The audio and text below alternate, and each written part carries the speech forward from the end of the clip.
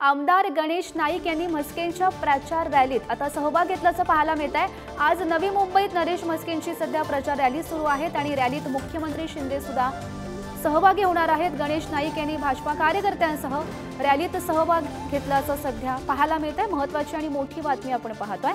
तर मुख्यमंत्री एकनाथ शिंदे यांच्या शिवसेनेसाठी ठाणे सोडल्यामुळे नाराज झालेल्या नवी मुंबईतील गणेश नाईक आणि त्यांच्या समर्थकांनी नरेश म्हस्के यांच्या प्रचाराकडे पाठ फिरवलेली होती। मात्र सध्या ते गणेश नाईक यांच्या प्रचार रॅलीत सहभागी झाल्याचं पाहायला मिळतंय। मोठी आणि महत्त्वाची बातमी आपण पाहतोय आणि या संदर्भात माहिती देत आहेत आमच्या प्रतिनिधी शिल्पा सध्या आपल्या सोबत आहेत।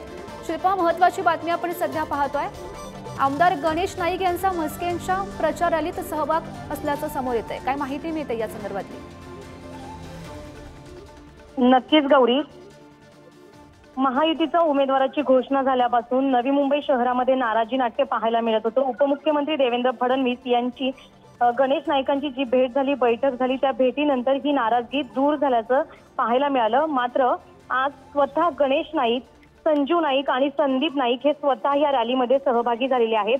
नरेश म्हस्के यांच्या प्रचारार्थ नवी मुंबई शहरातील बेलापूर मतदारसंघामध्ये ही भव्य दिव्य रॅली काढण्यात आलेली आहे। महायुतीचे सर्व कार्यकर्ते, पदाधिकारी या रॅलीमध्ये सहभागी झालेले पाहायला मिळतात। आमदार मंदा म्हात्रे, आमदार गणेश नाईक यांच्यासह ऐरोली, बेलापूर दोन्ही मतदारसंघातील कार्यकर्ते, पदाधिकारी भाजपचे मोठ्या संख्येने या रॅलीमध्ये सहभागी होऊन प्रचार करत असल्याचं पाहायला मिळत आहे। गौरी, नक्कीच शिल्पा, धन्यवाद दिलेल्या या माहितीसाठी। तर मोठी आणि महत्त्वाची बातमी आपण पाहतोय।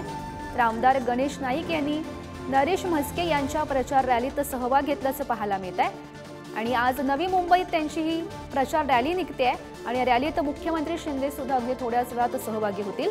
गणेश नाईक यांनी भाजपा कार्यकर्त्यांसह या रॅलीत सहभाग घेतल्याचं पाहायला मिळत आहे। मोठी आणि महत्त्वाची बातमी।